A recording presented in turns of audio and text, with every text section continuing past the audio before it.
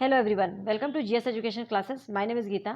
उम्मीद करती हूँ कि आप लोग अच्छे होंगे और अपनी पढ़ाई जो है एक सही डायरेक्शन में कर रहे होंगे।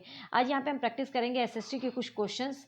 और जिन लोगों का पेपर 2 एसएसटी है, मतलब सी टेट हो या यूपी टेट हो, उनके लिए वीडियो बहुत ही इंपॉर्टेंट होने वाली है। देखिए, यहाँ पे केवल एक क्वेश्चन का आपको आंसर ही नहीं मिलेगा, बल्कि उसके साथ जो मैं फैक्ट्स बताऊँगी, इससे क्या होगा कि आपके और भी आंसर तैयार होंगे। और हमेशा आप ऐसे ही प्रैक्टिस कीजिए। डायरेक्ट जो है क्वेश्चन का आंसर आप याद कर लेते हैं, उसका कोई मतलब नहीं रहता। उसके साथ जो है उसके जो फैक्ट्स हैं वो याद कर लेंगे, तो क्या पता आज नेक्स्ट टाइम जो है क्वेश्चन अगर बदल कर आता है तो वो जो है आप सही कर ले जाएंगे। ठीक है, ये जो मैंने पेपर लिया है, ये ऑनलाइन मोड पर जो सी टेट का एग्जाम हुआ था वो पेपर लिया है 2021 का। आप यहाँ पे देख सकते हैं कि क्वेश्चन नंबर लिखा हुआ है, क्वेश्चन आईडी लिखा हुआ है, उसमें भी एक नंबर गिवन है, क्वेश्चन का टाइप क्या है, करेक्ट आंसर दिया है या नहीं, रॉन्ग आंसर है। इसका कराने का मेन मकसद है कि इससे क्या होगा, प्रीवियस ईयर की एक तो आपकी प्रैक्टिस हो जाएगी, प्लस आप लोगों को जो नए बच्चे हैं जो देने जाएंगे, उनको ये पता चल जाएगा कि किस टाइप के क्वेश्चंस जो है आते हैं, किस टाइप का पेपर्स जो है आता है।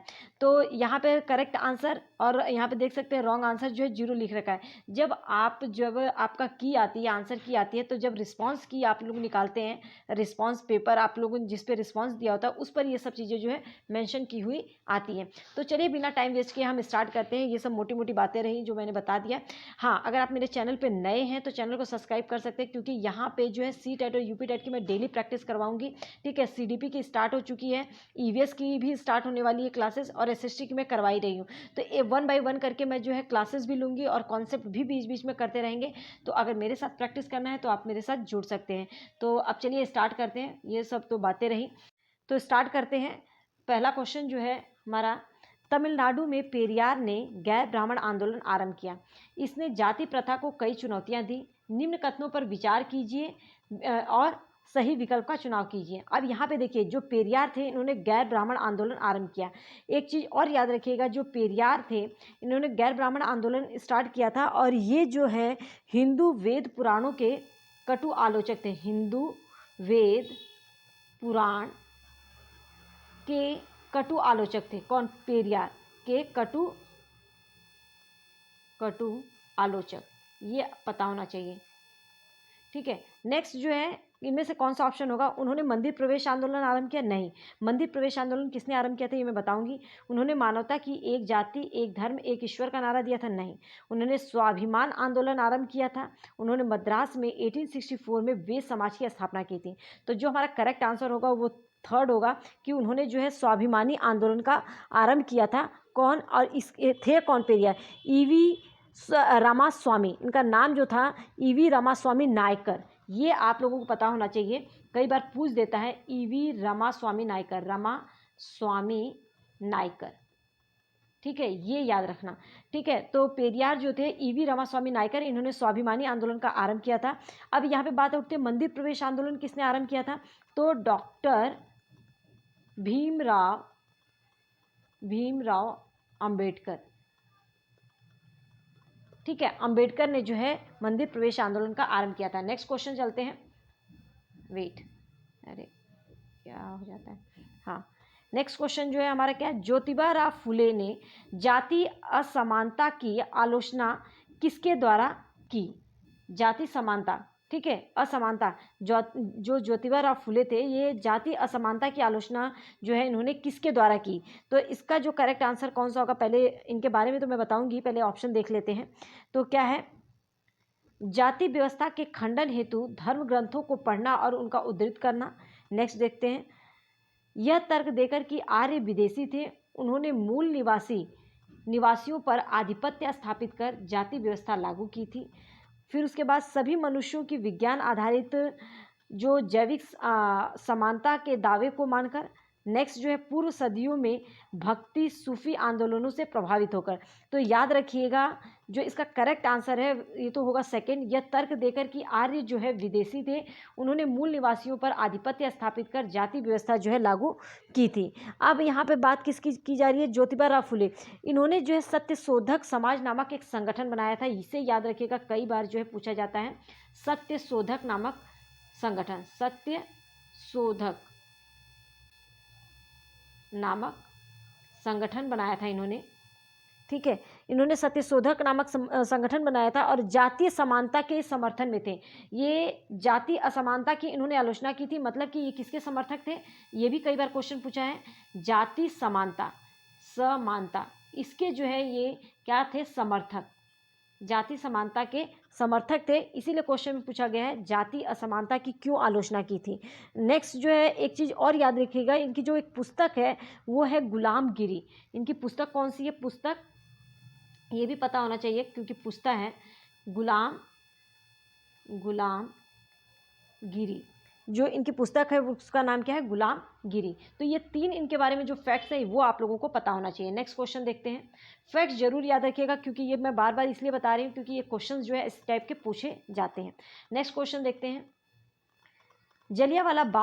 जलियांवाला जो कांड था के विरुद्ध महात्मा गांधी ने किस अभियान का आरंभ किया था।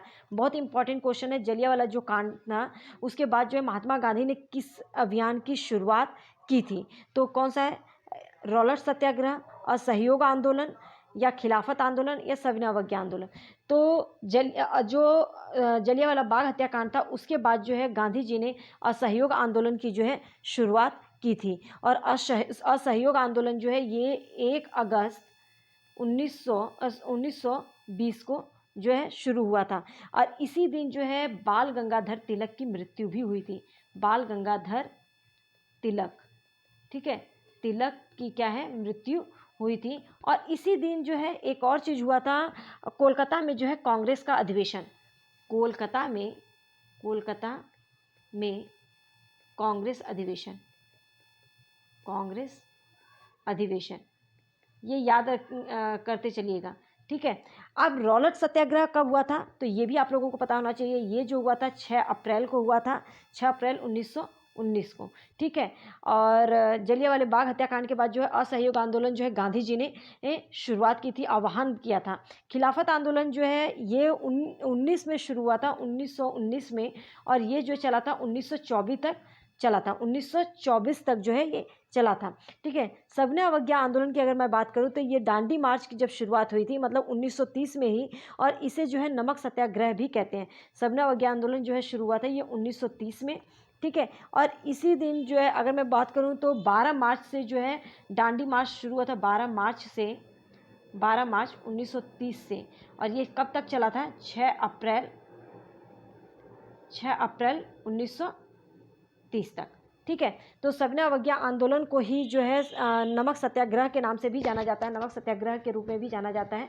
और इसकी शुरुआत 1930 में हुई थी। एग्जैक्ट डेट पूछे तो 12 मार्च 1930 से शुरू हुआ था, 6 अप्रैल तक ये चला था। उम्मीद करती हूँ कि इन सब के फैक्ट्स जो है आप लोग लिख लिए होंगे। नेक्स्ट क्वेश्चन,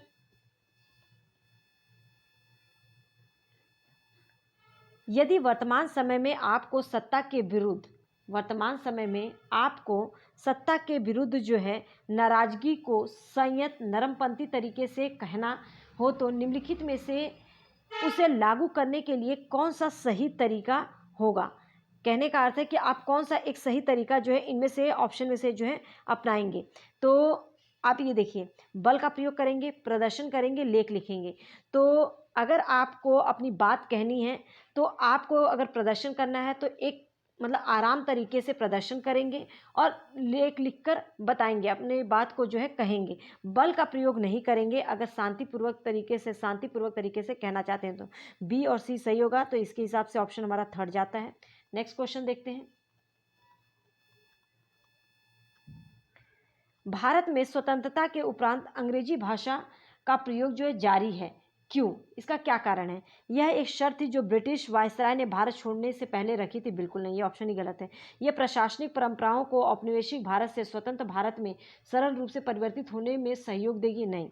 गैर हिंदी भाषी भारतीय राज्यों की मांग एक उनके समझ में आने वाली भाषा की थी। बिल्कुल सही बात कही जा रही है। भारत सरकार भाषा आधारित राज्य बनाने की मांग पर काबू रखना चाहती थी, नहीं।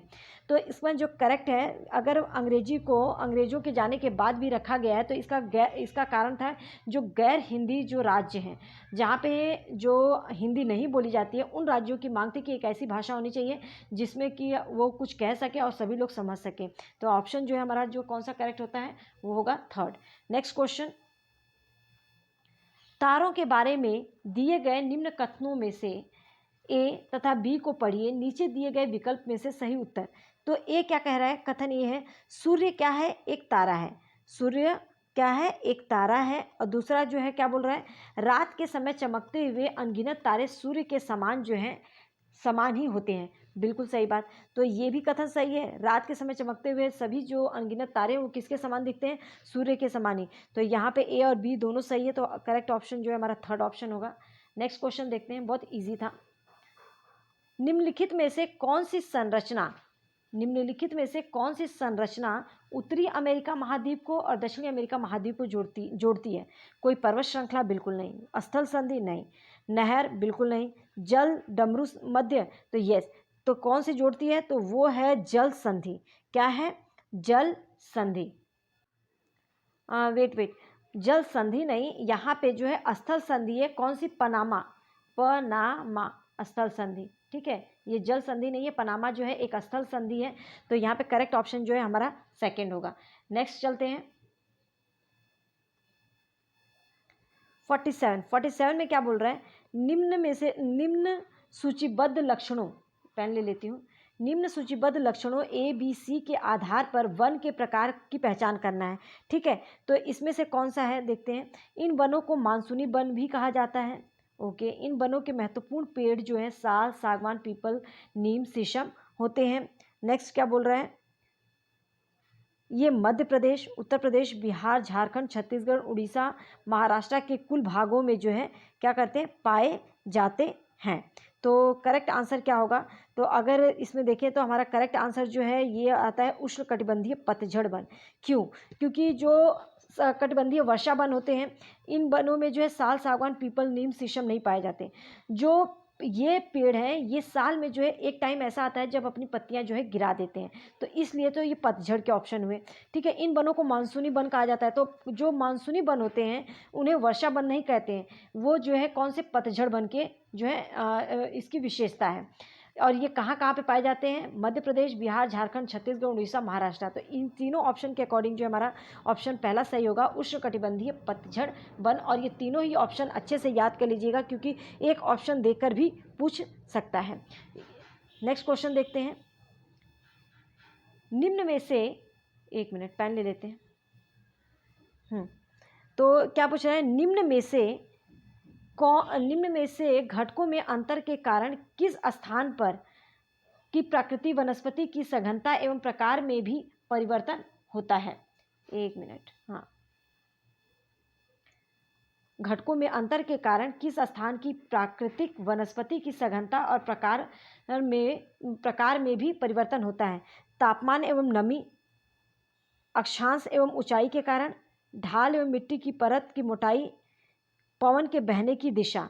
तो कौन सा सही होगा, तो अगर मेरे हिसाब से जो होगा, अगर किसी भी स्थान की प्राकृतिक वनस्पति जो है उसकी सघनता और प्रकार में परिवर्तन आता है, तो ये जो ऑप्शन होता है इसमें ये तीनों ऑप्शन तापमान और नमी के कारण भी, अक्षांश की ऊंचाई, ढाल और मिट्टी की परत की मोटाई के कारण भी, पवन का कोई इसमें रोल नहीं होता। तो ABC जो है ये तीनों ही ऑप्शन जो है हमारा करेक्ट होगा। तो मतलब कि हमारा थर्ड ऑप्शन जो है करेक्ट है। नेक्स्ट क्वेश्चन देखते हैं। नेक्स्ट क्वेश्चन क्या बोल रहे हैं, राइन घाटी और वॉस्जेस पर्वत किसका उदाहरण है। बहुत ही मतलब नॉर्मल क्वेश्चन है और ये कई बार EVS में भी पूछ सकता है। राइन घाटी और वॉस्जेस पर्वत जो है ये किसका उदाहरण है, तो ये जो है एक भ्रंशुत्त पर्वत का उदाहरण है। ये आपको पता होना चाहिए। ऑप्शन जो है एक करेक्ट होगा इसका, पहला ऑप्शन। नेक्स्ट क्वेश्चन देखते हैं। निम्नलिखित में से कौन सा जो रेगिस्तान है, रेगिस्तान का उदाहरण है। सुंदरबन, पूर्वी घाट, लद्दाख, सह्याद्री। तो इनमें से कौन सा जो है एक रेगिस्तान का उदाहरण है, तो सुंदरबन जो है एक डेल्टा है, ये तो नहीं है।